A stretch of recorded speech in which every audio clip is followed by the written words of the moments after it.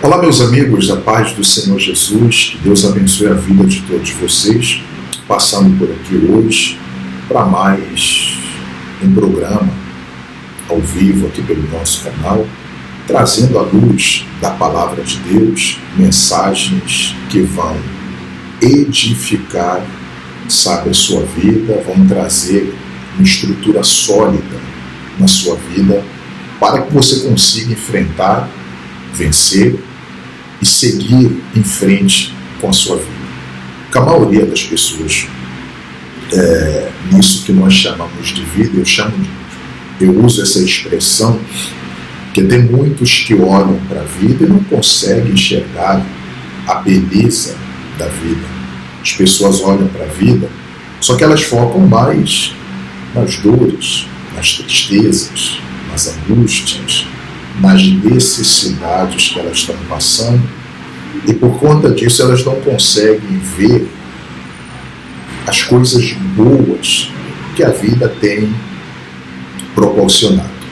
Por conta disso elas não conseguem enxergar, que apesar de em algum momento nós enfrentarmos lutas, dificuldades, a maior parte do que nós temos vivenciado é graça, é amor, é ternura de Deus. Por exemplo, se existe alguém no seu trabalho que te odeia, você pode ter certeza que essa pessoa que te odeia é certamente a minoria, que a maioria das pessoas gostam de você, te amam, e não te amam por causa daquilo que você oferece, elas te amam por conta daquilo que você é.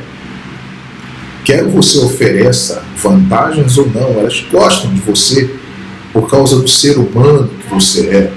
Elas gostam de você por causa dessa sua personalidade, às vezes meio agressiva no sentido de ser mais rígido em seus conceitos. As pessoas gostam de você. Se, por exemplo, na sua família tem uma ou duas pessoas que não vão muito com a sua cara, a verdade é que a maioria é aquelas pessoas que são apaixonadas por você.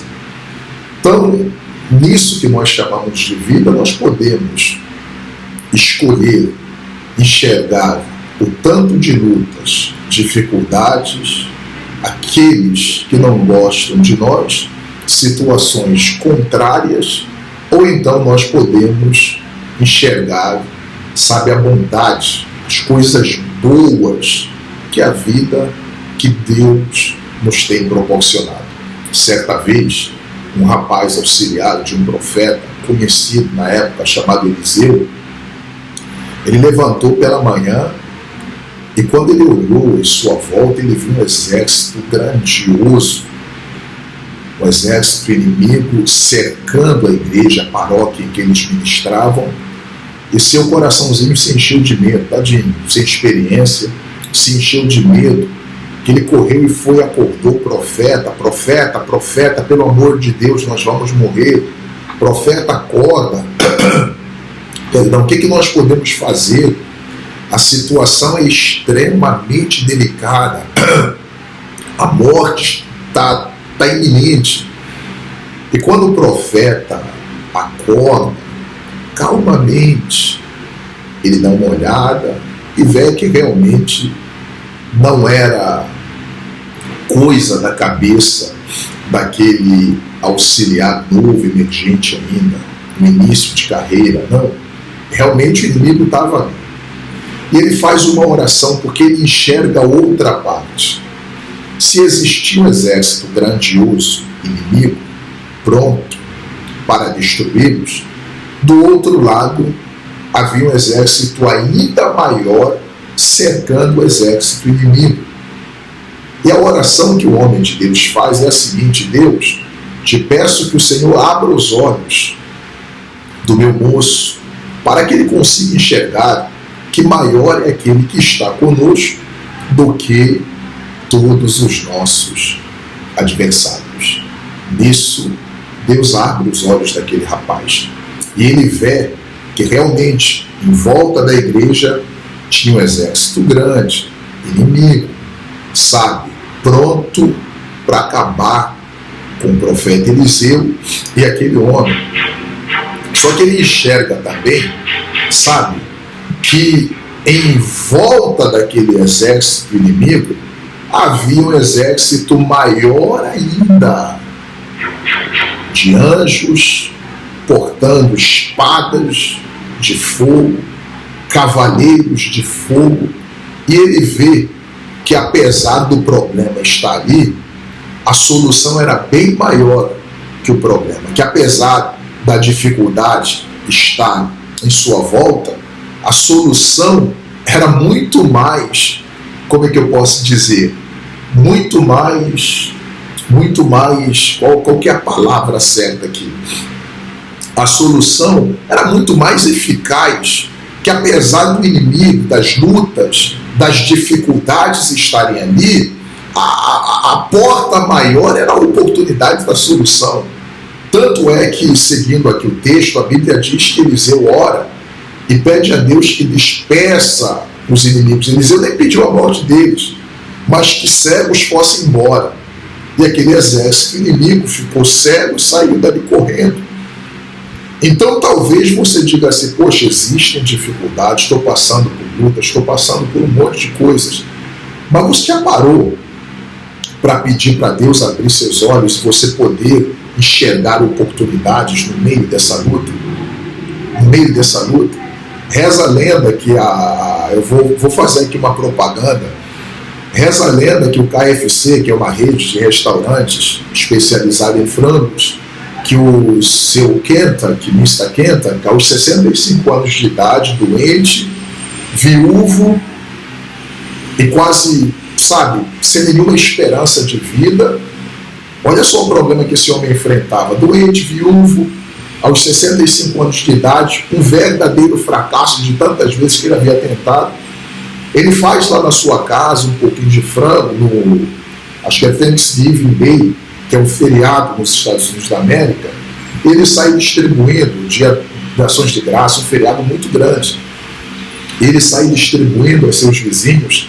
Os vizinhos comem, amam a culinária dele, e o resto é história, é o que você já sabe. O KFC é hoje uma rede mundial, entrando em todos os países, aí, uma rede grande, entendeu?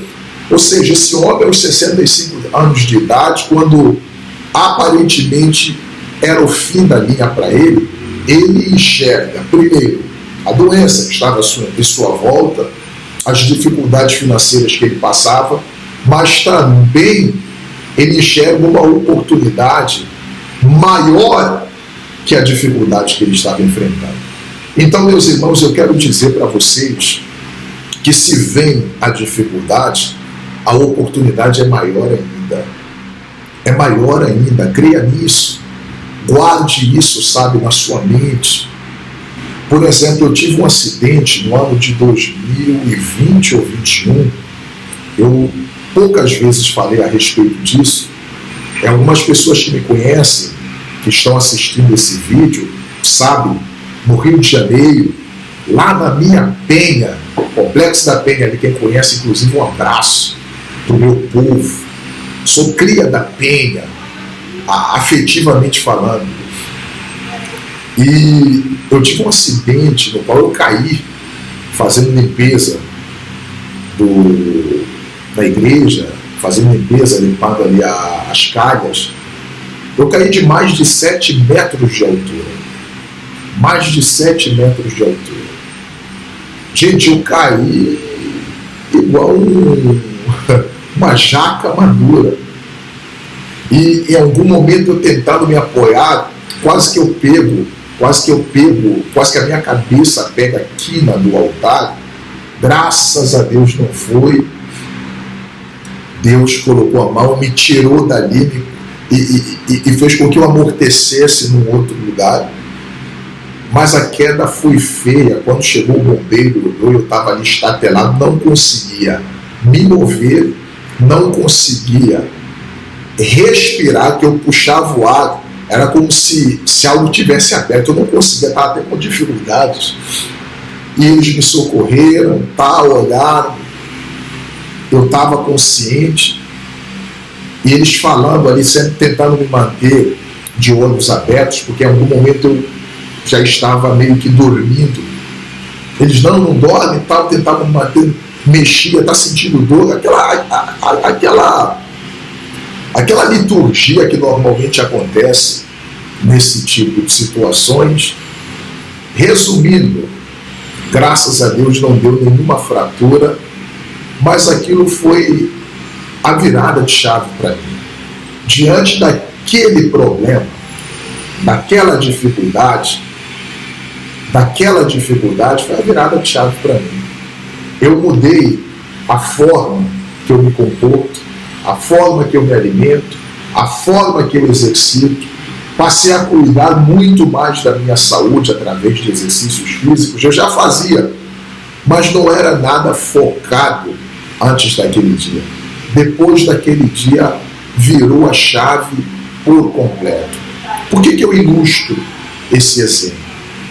Para dizer que na dificuldade existem oportunidades maiores. Mudou minha vida. Quem me vê antes de 2020, me vê hoje, fala, poxa, a mudança é abismal. Mudou tudo. Realmente eu já fazia atividade, jogava um futebolzinho, fazia atividades físicas, tinha até um boxe, mas nada como hoje. Nada como hoje. Aliás, inclusive, foi isso que me motivou a estudar, a voltar para a escola. Foi isso que me motivou a voltar para a escola, a pensar em cuidar da anatomia humana, procurar conhecer. Olha só os ganhos que eu tive por trás daquilo que seria talvez algo fatídico. Ou seja, se existe um problema, uma dificuldade, existe uma oportunidade maior. Tem pessoas que estão, eu estou só citando exemplos aqui, passando por crises na sua vida sentimental, e você está ali insistindo, está ali meio que mendigando afeto. Não é isso que Deus quer para você. Talvez esse seja o momento de você virar a chave. Enquanto você não virar a chave, você vai levar essa vida de mendigo e vai ficar ali mendigando afeto. Olhe para você, mulher. Você é a imagem e semelhança de Deus. Você é linda. Você tem tudo para ser feliz. Mas enquanto você ficar mendigando afeto, vai ser isso, vai ser migalhas. Vai ser migalhas. Porém, a hora que você vira a chave e fala, olha, eu mereço algo mais, algo melhor. Ou seja, diante desse problema, você pode virar a chave, você pode aprender o autoconhecimento, o autoamor. Você vai aprender a se amar, a cuidar de você. E aquilo, se tratando de vida conjugal, sentimental, a gente cuida do jardim. A gente cuida do jardim que é a gente. E as borboletas, elas vêm e pousam. Ou seja, não vai faltar oportunidade. Se tratando da sua vida financeira, você que está enfrentando um problema financeiro, um problema, sabe, uma dificuldade na sua vida financeira, o que você tem que fazer? Essa dificuldade vem, na verdade, para você virar a chave. Essa dificuldade vem, na verdade, para você virar a chave. Está lá, poxa, estou trabalhando, ganho um salário, 2 salários, não está dando para mim me sustentar, é muita dificuldade, estou acumulando dívidas, a coisa está ficando insustentável. Então, esse é o momento de você pensar não com o coração. Nós vivemos num mundo que é tão frenético, tão frenético. Pense comigo, toda vez que você consegue algum recurso, tem uma penca de coisas, uma fila gigantesca de coisas para você pagar, compromissos para você honrar. Correto? E não estou dizendo que você não deve fazer. Você deve fazer. Tem muita gente que quando recebe, cai o pagamento, ela já sai, ela está no modo automático, ela já sabe. Tanto é a conta de luz, a conta de água, é o condomínio, é o aluguel, X é o rancho da casa, acabou. Não tem mais nada. Não tem mais nada. E ela não pode, sabe, se revolver ali ou fazer ela não pode fazer um movimento diferente, porque qualquer movimento que ela fizer diferente daquilo, vai comprometer não é somente aquele mês, mas já vai comprometer o mês seguinte. Até quando você vai viver nessa condição? Poxa, bispo, mas então o que eu faço? É o que eu tenho, é o que nós temos para hoje. É o que nós temos para hoje. Existe uma mulher na Bíblia, a viúva. Eu uso muito a Bíblia porque a Bíblia Sagrada tem resposta para tudo. Essa mulher era viúva. Elias encontra ela apanhando lenha para fazer a última refeição. Ela não tinha para onde correr mais não. Ela não podia fazer nenhum movimento brusco que colocava em causa a existência dela e de seu filho. Mas quando o homem de Deus chega e vê a situação dela, o homem de Deus a tira da zona de conforto, sabe? Instigando ela a fazer uma oferta, ou seja, não dependa disso. Saia desse movimento uniforme, da mesma coisa, faça algo diferente. E aquela mulher abraça a proposta. Resultado, ela e o filho não morreram, comeram durante muitos dias, até o dia em que Deus mandou chuva na terra. Então talvez o que você tem que fazer? Está na hora de você fazer um movimento diferente, porque você vem fazendo as mesmas coisas. Um movimento diferente do tipo, eu sei que vai comprometer, eu sei que vai ser difícil, mas eu vou separar aqui R$500, eu ganho um salário, vou separar aqui R$500, mas não vai sobrar mais nada, eu vou separar R$500, são exemplos que eu estou dando aqui, e eu vou começar um negócio com esses R$500, eu vou ali para o Ceasa, comprar uma fruta, vou encher, comprar vários legumes, vou montar algumas prateleiras em casa mesmo, e vou anunciar que eu vendo. Vou continuar trabalhando, ganhando um salário, mas os legumes, as verduras que você vai vender em casa, vai te dar um lucro. E normalmente é assim, você compra 500 para ganhar 1.000, 1.500. O lucro é grande, porque são alimentos, são consumidos todos os dias. Entendeu? Eu vou comprar uma roupa ali, e lá no meu local de trabalho com gente jovem, vou vender lá, vou comprar um tênis ou 2 pares de tênis mais requisitados a R$200 e vou vender cada um deles a R$350. Ou seja, vendendo 2 a R$350 são R$700. Você gastou 500, você teve um lucro de 200. Então vou fazer alguma coisa para sair dessa situação, e é isso que você tem que fazer. É isso que você tem que fazer. O que eu vou fazer? Eu tenho aqui a casa 3 quartos, estou eu morando sozinho, eu e meu esposo, minha esposa. Eu vou pegar um quarto, vou fechar ele, vou abrir uma porta lá do outro lado, vou fazer dele uma suíte, vou alugar, vai ser uma kitnet. Cada 600, 700 reais que vier dali já vai me ajudar na minha renda. Ou seja, é uma dificuldade que vem, e Deus permite que venha, não é para te matar, mas é para você ter um poder de reação e mudar essa história. É isso que Deus espera de você.